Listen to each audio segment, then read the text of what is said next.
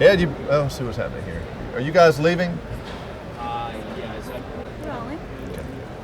I know the answer is yes to this, but you're still having fun doing all these different jobs? Oh yes, I sure am. I love my. I'm sorry. I thought they were empty. Yeah, go ahead, start. Sure, I'm happy. I love this work. I'm very happy and lucky that I can be in this business. That I should be paying them to do this work, but it's great. I love it. Sadly, we're going to say goodbye on the Tonight Show, as you may know, this year. That'll be a sad moment. But after that, I've got Star Search going and a lot of other things happening. And I just love this business. I love to be around it. I have no intention of retiring ever. I'm just going to keep working. Let me try to get an inventory of all the things that you're involved with. Maybe you can tell me. You still doing Budweiser? I'm doing Budweiser. I do their Christmas special every year. Their special commercial. I just signed my 27th year with them. I'm doing American Family Publishers. That's become the big thing, the $10 million giveaway, which I'll be giving away very soon. I've got Colonial Penn Life Insurance. I work for them. I work for a variety of charity things that I do, like muscular dystrophy. I'm on the board of the Bedside Network, which is a veterans entertainment system. I'm on the board of the Marine Corps Scholarship Fund. I'm the national spokesman for an organization called Veterans Wish Foundation, which is a veteran's last wish. We try to fulfill it.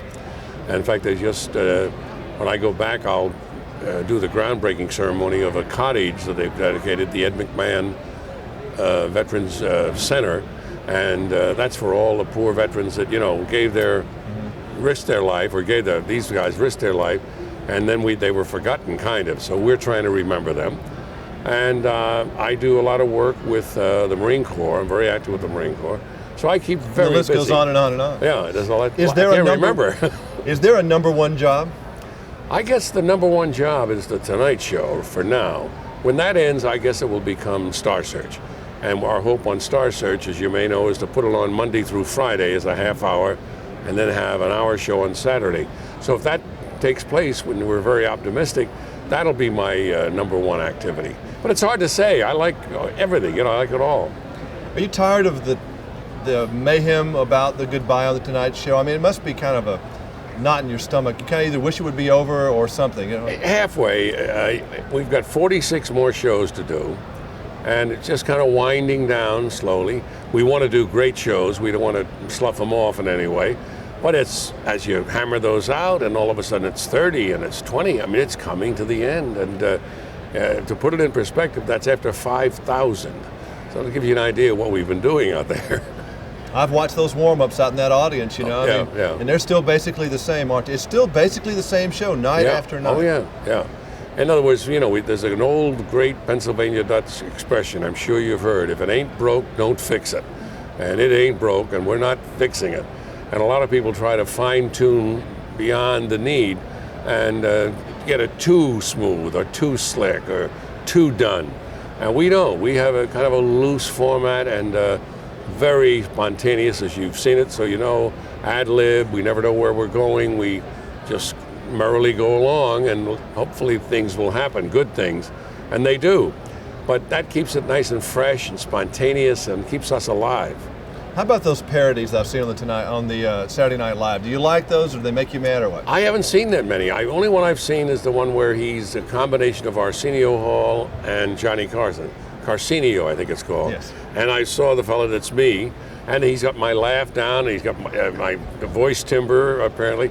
But I haven't seen where he did a lot of stuff. I've heard things, but didn't You are correct, sir. Yeah, that's right. I mean, things that I didn't even realize that you did, and you may not even realize that you did. I don't do it to excess, but it's when you do a parody, you got to pick up on something, some little mannerism.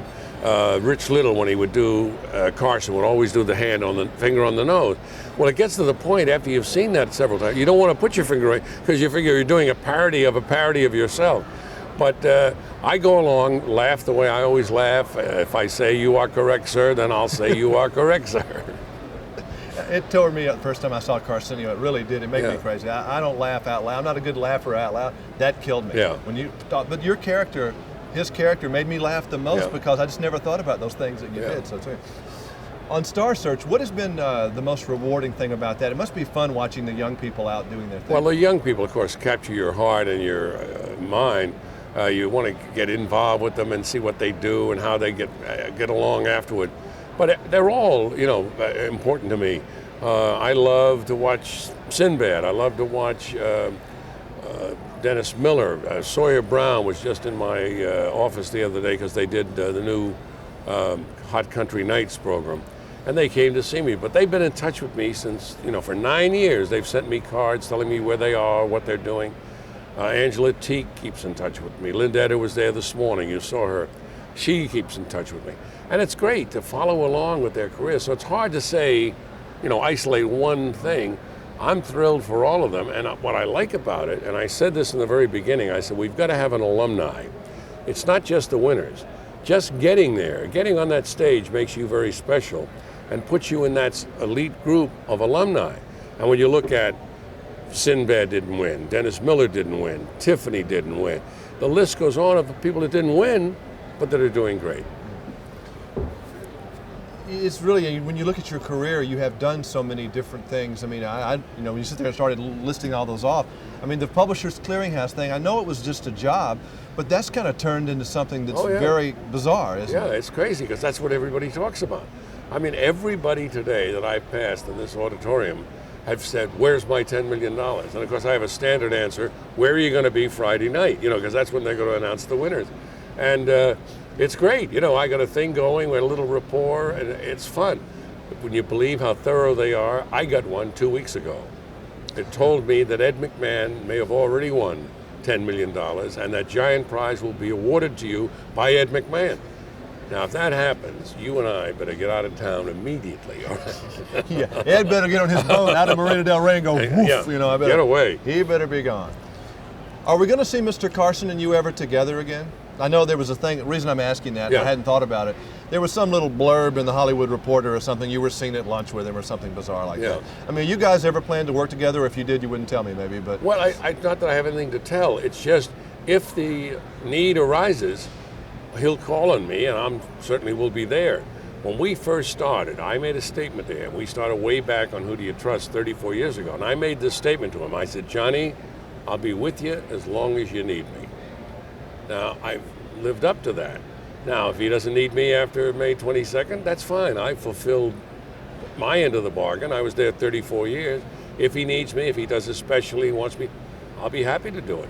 I'm not going to rest my whole career in life any longer on that because we're saying goodbye on the Tonight Show. But something may come up. He's talking about doing some specials. He's talked about a political special maybe. And if there's any need for me, if I've got a use, I'd be there. I don't want to be there just because he wants to give me a job. I want to be there because I'm going to be needed. The one thing you've done on that show that's admirable for anyone who's ever had to play a secondary, you're not the host, and you always knew that you weren't the host. Yeah. Is that because you're real smart and you knew how to play that, or is it just that that's how it happened? There is a technique to playing that role because you want to be there when you're helpful, but you don't want to be in the way. So that little marriage of that goodness of being there and being out, needed when needed, out when not needed, that's a very delicate line. And in a free-for-all, ad-lib situation, you can step over that line and make a mistake. So to just stay right where you're supposed to be, do it right. Some nights he needs me a lot. Some nights he's turning to me. Some nights he's calling upon. Other nights I'm just there, a little decoration. But the part in between of knowing when to be there is very delicate. And I love that challenge. I love the fact of being able to provide that. Did it help you that you were able to have the success as the spokesman for Budweiser and Star Search and all these other things that didn't make you feel nervous that you had to grow and do other things? In other words, all along I've had things like hosting parades. I hosted the Macy's parade for 10 years on Thanksgiving in New York. I did the Rose Parade for 4 years. I did the Junior Miss pageant for several years. I've done all kinds of other shows, Mother's Day programs, things like that. And that kept you interesting and kept you fired up. Kept me fired up. But I loved the idea of going in there and sitting down with a guy who I think is the best thing that ever came on television and go one-on-one with him. Be able to stand there and hold your own. That's pretty good.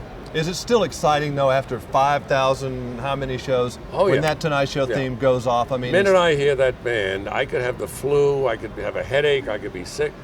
The minute I hear that band, and they say, and here, out I come. It's wonderful. And that here's Johnny. Building up to that. And what I do there is I always liken it to making a necklace. I take a bunch of pearls, the audience, 523 people.